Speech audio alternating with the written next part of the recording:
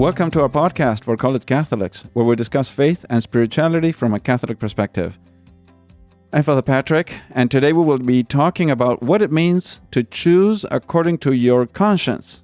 In what sense could our judgment be erroneous or wrong, and how is all this connected to our upcoming celebration of Christmas? And to discuss all these topics today, I welcome Father John of God, as he is a priest of Midas Christi, born in San Luis, Argentina, and he was ordained in April 2016. He is now in our community of Midas Christi in Michigan, and is during all these years, he has preached countless retreats, missions, helped with hundreds of people through spiritual direction and confession, and he's formator of our students here in our House of Formation in South Lyon, Michigan. Father John of God, how are you doing? Welcome. Very good, Father Patrick. Thank you very much. It's great to be here. How are you enjoying this winter in Michigan? Well, enjoying it. Yes, good. Sort of good. Enjoying it. Yes. Actually, we had snow coming 2 days ago, so that's great. It's beautiful to have the snow, plus the cold. So, Right. Yeah, enjoying so far. You have to kind of stay indoors.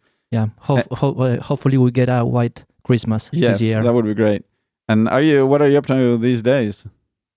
Well, we are preparing Christmas, of course, Uh-huh. all the celebrations, and especially we are getting ready for our Christmas dinner, the 28th, which is the big dinner with the families that we do. So, and everyone also can register for that or attend if they want to that Christmas dinner of Midas Christi in Michigan here, the 28th, December 28th. Yes, we have many people join so far, so please So there's do. a choir. And there is a choir, and I'm Wow. in charge of putting together the choir. So we are, every year we invite our friends who sing, and we prepare some parts, some voices for some of the Christmas carols before singing with the community. Beautiful. So that's nice. Yes. That's great. That's great. Well, thank you very much for doing that. I hope it goes very well. Thank you, Father. What are you up to, Father? I'm doing well. I'm also preparing for Christmas this Advent, and we were preaching retreats. So the last weekend we had a retreat in upstate New York for men, and it was interesting because as I was going through security, lately I've always gotten caught, let's say, by the security people. They ask to remove and investigate what I have in my carry-on, and it typically is the Bible that they check. They think it's suspicious, the Bible. This is some drugs. The Bible and the breviary, for some reason, because they're books, and apparently the X-ray machine sees it as a black square thing. Right. So they want to check what it is, right? So I decided already about a month ago that I would always remove it from my carry-on and set it apart so that they can see it's a book. Not only, and the X-ray will check it, will see it as a black thing, but then they see it, oh, it's a book. So then this time before the retreat, I was going through security, so I removed the Bible, and this gentleman that is in security looks and, oh, what is that? And it's a Bible, and the people are behind me, right? So I'm dressed as a priest, of course, and people behind me listening in and what's going on, Right. And it's a Bible, and the guy asked me, can I take a look at it? So he looks at it, and it's like the Ignatius Press Bible, right? Which is a very good version, the Revised Standard Version, Catholic edition. Mm-hmm. So he says, oh, I think I have the same one, but it's different. No, yeah, but this is the RSV Second Catholic edition. Oh, yeah, but I have a bigger one. Oh, you must have the Ignatius Study Bible. Yeah, that's the one I have. Oh, so, wow. so then I asked him, are you Catholic? Yeah, so he's Catholic. Oh, okay, well, thank you very much. So it was great. Nice. This good conversation, biblical conversation about the versions of the Bible as we were getting ready to get into security. So it just great opportunity for evangelizing. Yeah. And I was surprised that he was, Catholic and willing to talk about his faith, right? Mm-hmm. So anyway, Awesome. so that's what we're doing these days. So now coming to the theme of this episode, in our previous episodes, we spoke about how our conscience is a judgment of our reason that judges whether we're doing the right thing or the wrong thing, according to the law of God that He has inscribed in our hearts and in our minds. So we spoke about how it not only assesses or judges or weighs our future actions, but it also weighs what we are doing at the present moment and also the actions that we have already done, right? In that sense, when we go on these retreats, many people remember the things that they have done, right? And it's a good thing to clarify with our conscience and before God whether we did the right thing or the wrong thing. So in that sense, I run into so many people that are weighed down, right, by their past actions because their conscience precisely reminds them of the evil things they have done in previous years. So I think it has a lot to do also with this Advent season, because one of the things that St. John the Baptist does, as he announced the coming of the Messiah, is to call us to prepare the way for the Lord, saying that all valleys shall be filled and all mountains shall be made level. And that means to repair one's past evil actions, right? The evil we have done, and to try to avoid doing evil in the future and convert, right? So for the coming of Christ. Anyway, so we spoke about how it is important to form our conscience so that it can be a better guide for us in doing what is right. So I wanted to ask you, Father John of God, what is your take on how important it is to choose according to our conscience in order to do what is right? Or if you want to put it in a simple question, why is it important to follow our conscience? Right. Okay, so as you said, it is very important because it's a gift given by God to us to discern what is good and what is bad.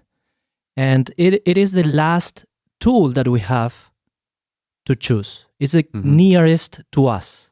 Right. Meaning we might know the laws, we might know exterior things that are good and bad, but then we, at the moment of choosing, we have a voice that is telling us this is right or this is bad. And this is the voice of God in us that He gave us within our nature, right? So that is why we must follow the judgment of our conscience when we know for certain that is something good or there is something that is bad. So that would be like the voice of God, but not external voice of God. So it's a voice of God through our own conscience, our own mind, that God is kind of speaking to us to some extent or in some way. Right. So we can say that God speaks to us through our conscience, but not in a supernatural way, right? Or extraordinary way. Right, not in an extraordinary way. So the fact that already we have our conscience and we are free, right? And we can choose good or avoid evil, is somehow given by God. So in that way, yes. And why is it important then to follow that conscience? Why can't we say, okay, no, I choose not to follow that conscience? Well, because you will not be doing right. You will not be choosing what is morally good. And with all that, so our freedom is given to us to choose good. So we have a moral obligation of choosing what is good. So our freedom is not given to us to do whatever we want, right? But it is actually given to us to grow as human beings, to grow in our moral life, to be freer, and the way to do that is to always choosing good. Okay, so that is actually the first principle. That is the synderesis, as we said last time. Do what is right and do what is right and wrong. what is right. Everybody knows that. Okay, Right. so everybody follows that. So, and also, in a sense, if you don't follow your conscience, eventually your conscience will continue to remind you that you didn't do the right thing. Right. Unless you do it so many times and you choose wrongly so many times that in the end you deformed your conscience. You silenced it. Right? You silenced it, or you choose evil so many times that in the end doesn't bother you that much. But I think that always, even a little bit, you will have this voice calling you back to the principle of good, right? So I think in the end, ultimately, the conscience will be always right to some extent.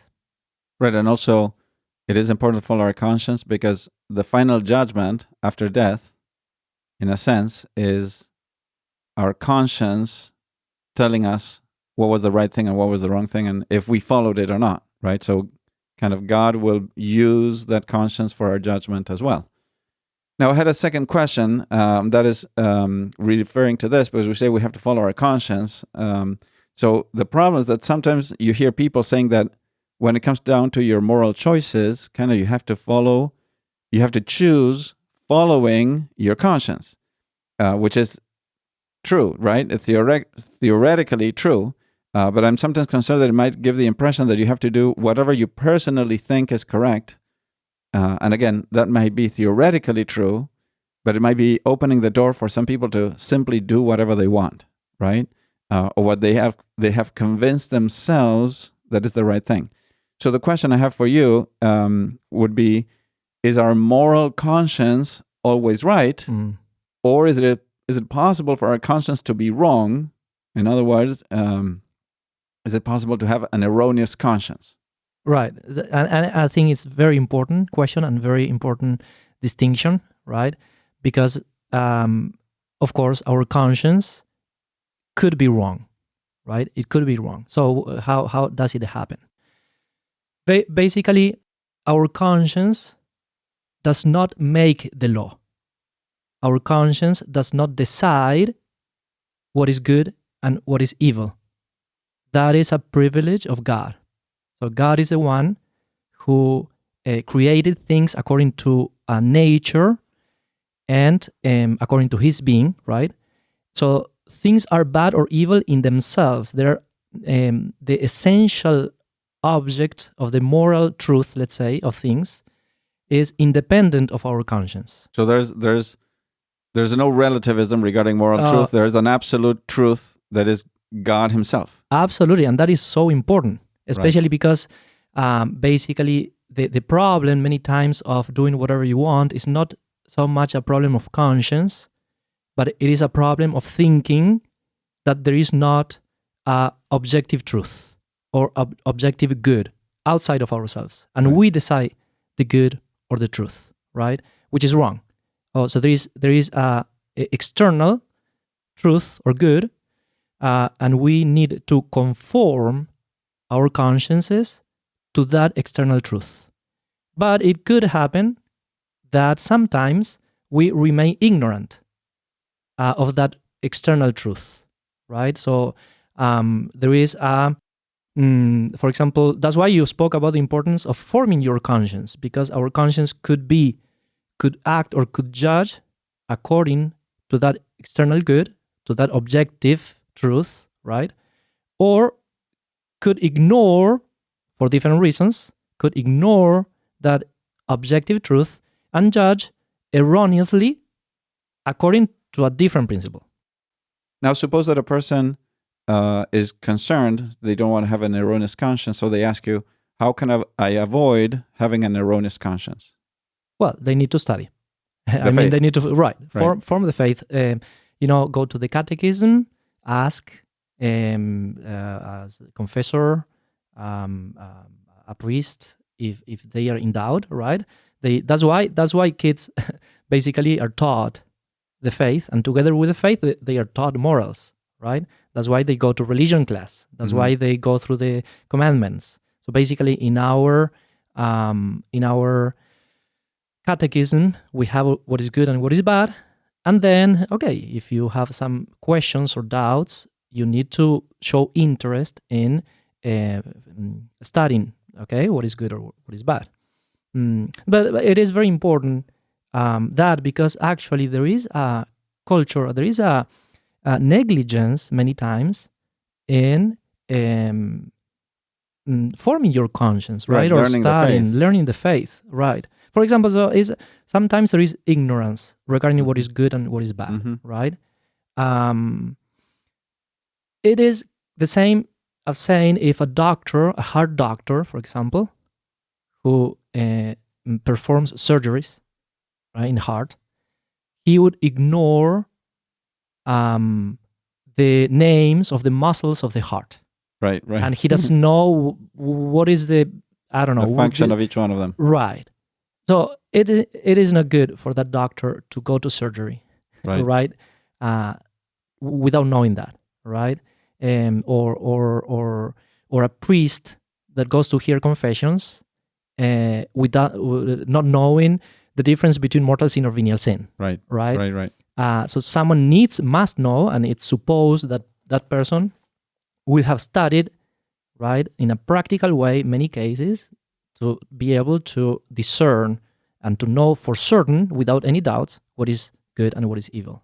Right. Right. Perfect. And it is important because many times the ignorance regarding what is good or evil, right, and the choice, the erroneous choice, is basically the person is responsible for it.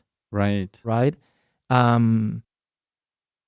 Because they should have known, right? Because there are certain things that we should know. So if a priest doesn't know to give the formula of absolution for after confession for the sins, he can't claim, well, I'm sorry, I didn't know that the formula. I forgot what the words are. No, he should know. So there's a certain ignorance that is culpable and a certain ignorance that is invincible. So if I don't need to know all the names of the different sections of the brain, as a priest, I don't need to know that. But so that's, if I don't know that, well, it's not my responsibility to know that.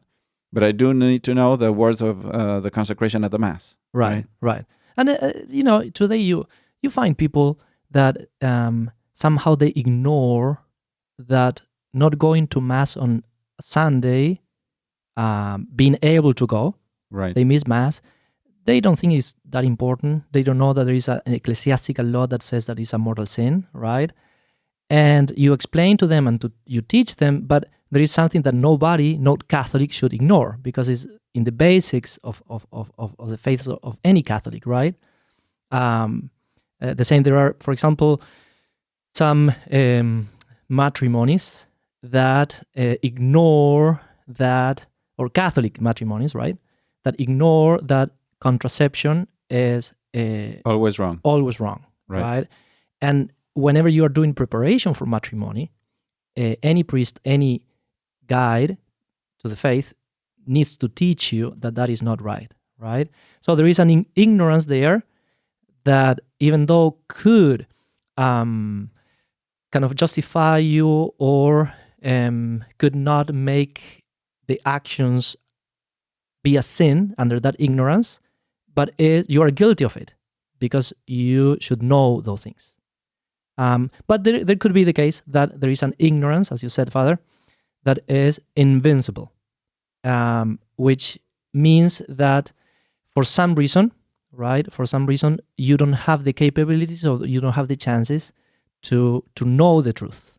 And I'm thinking now about, for example, someone that was taught, a kid that was taught that, for example, he could do... or miss Mass on Sundays without a problem. Well, exactly. He could miss Mass. Oh, no problem. Right. Whenever you have, if you don't feel like it, you can miss Mass. God understands. So then he was taught that one since he was a kid. Exactly. So later it says until someone else tells him, hey, this is actually grave. Okay, so he doesn't have the way to overcome that ignorance. Right. A great example of invincible ignorance, or an ignorance where one is not responsible for, is the case of the Father de Smet. He was a missionary priest in the Rocky Mountains, and the Native Americans, some tribes that were there in the Rocky Mountains, had heard that there was a black robe. That's how they call the priests, right? This is the 1700s. That would teach them the truth to eternal life. So they didn't know the truth because they were disconnected from the Catholic Church at that point, but they were interested in knowing the truth to get to heaven. So they sent an envoy to meet Father de Smet and bring him over, right? So they sent them in the way they were killed, right? So then they sent a second envoy to bring Father de Smet, and then they brought Father de Smet. So all that time until Father de Smet was able to come and teach them the truth, they were open to the truth. They wanted to embrace the truth. They just hadn't had the possibility yet to know it, right? And God has that takes that into consideration when judging. He knows that these people were ignorant, but their ignorance was invincible. Right. Now today, knowing that there's a magisterium of the church and there's the Catechism and all the tradition of the church and the teachings of the church throughout the centuries, we have an opportunity to know those things, and that's where we have to take responsibility of knowing the faith and know how to illustrate our conscience, teach our conscience. Exactly.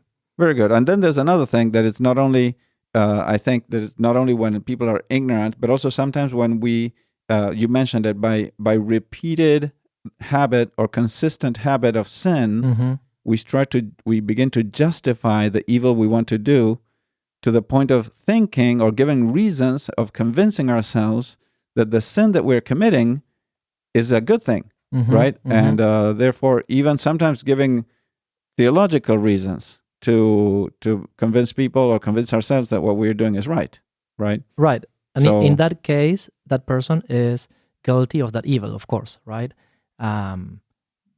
Because he's trying to justify himself or herself. Right. All right. So now, is there anything else you wanted to share regarding the ignorance or the choices or the conscience that you wanted to say? Just the fact that we said that when there is invincible ignorance, even though there is not an imputation of the guilt to that person, that is a disorder. That doesn't take away the fact that it's not good, basically, right? So that's why we have an obligation to go again to the first point of continuously forming our conscience, right? It's not a task that ends just when we are 10 years old or 15 years old or 20 years old. We are really, and that happens in a lot of the retreats that we preach, how people come to you and do a general confession and confess many things, right? Later in life, and they say to you, well, I did all this when I was young. Nobody told me. Right. Or they say, I didn't know, or I had some idea, and I didn't know that was that bad, right? And they feel kind of terrible about the things they did, and the grace of God redeems and gives a lot of peace and grace and healing, right? But here you see how the formation of the conscience is a continual task, right? And it's an obligation that every Catholic has to continuously form the conscience, especially when there is doubt about things, right? Right, and also that feeling bad that you said, they felt bad about the past of the things they did, and they didn't know, and they wish they had known. But they're happy now that they know. So even though there's a sorrow, there's tears for the evil they have done, they're happy that finally they know, and they can do something about it, and they can repent, and they can ask God for forgiveness and do penance, and also encourage others to know the truth. Yes, and there is something important you mentioned earlier, that we owe obedience to the church, to the teachings of the church. Sometimes there is an unhealthy spirit of autonomy, independence, that makes us feel that we are our own law, right? Or we lead our lives according to our principles. And that is not the spirit of a Catholic, right? The spirit should be the one that, a spirit of submission to the path marked by Christ through the church. Right. The opposite is the spirit of Satan and the Garden of Gethsemane and the Garden of Eden, right? When he told Adam and Eve, "Oh, you can take the fruit. There's no problem. You'll be like gods. You'll be deciding good and evil." Yeah, and it's you were mentioning Christmas before, right? And I think that before Christ there was a lot of ignorance. So man, even though we have this gift of conscience in our nature, because of the original sin, there is a problem of ignorance about truth and about good. And you can see that the world, on its own strength, on its own reason, will live in ignorance. And that is why God sent his Son, Christ, to be born among us to teach us the way, to teach us the truth, to teach us the good, right? And that is what we celebrate in Christmas, right? We celebrate God being born to show us the path of good, the path of salvation, the path of love. So we have a very clear sign, a very clear model, a very clear teacher, who is Jesus Christ, and we need to form our consciences according to his life, right? So he is the model. Mhm. And it's very easy for us. Somehow it is easy, right? If we do it on our own, it's difficult. But if we follow Christ and we see him and we contemplate him and we see him and we follow him, it becomes easier. So we can choose for certain what is good and what is the most good, right? Right. And now one thing that at the same time it happens frequently is that the principles that you just shared are true and clear, and it seems simple, right? So you just have to follow the will of God. But sometimes it's difficult in the practicality of every day how to choose correctly. So I was thinking about some just general suggestions that can help at the moment of making a decision and follow your conscience, right? And how to make a good decision. So the first thing is the general rule that we should always follow the judgment of our well-formed and certain conscience. By certain, we mean like sure, right? Certain conscience. Also, we should try to form our conscience according to that law of God that is Jesus Christ, so that our conscience will be illuminated by the truth precisely revealed by Christ. Another thing that is very helpful to keep in mind when you have to make a decision is to stop and think. Give yourself time to think and see whether the choice that you want to make does not oppose the commandments or the teachings of the church. The Catechism gives also a general rule that is simple, very simple, to have in mind the golden rule. Whatever you wish that men would do to you, so do to them. Another principle that is helpful sometimes when there's doubt on what is the best course to take is to think, what would help me get to heaven, right? If I do this or I do that, which would help me better and help me and others get to heaven more directly. And another principle that I would like to add is when in doubt, not to act hastily, right? Not to act hastily, because when we try to hurry up a decision, sometimes we make the wrong choice because we were in a hurry, right? So on the contrary, give yourself time to think, to pray, if possible, and to ask the Holy Spirit for guidance. And if time is available, even to ask for guidance from some wise and spiritual person, right? Sometimes a priest or like grandma, grandma has always words of wisdom. I remember when I was a kid, grandma had always words of wisdom to give me. And it helps, right? Especially if they're well-formed people, right? So these are just some ideas. So now that we're getting closer to Christmas, I thought I should ask you, and you touched upon on the issue of Christmas and how Christ comes to illuminate our consciences, right? What are your thoughts about how to live Christmas in a better way? Well, first thing, form your conscience. No, I'm kidding. Now, first thing, I think Study a lot. Yeah, study a lot the Catechism. Well, focus on Christ, right? Focus on Christ. And the way to do it, I think, is going through the sacraments as always, right? So I think it's time for a good confession. Of course.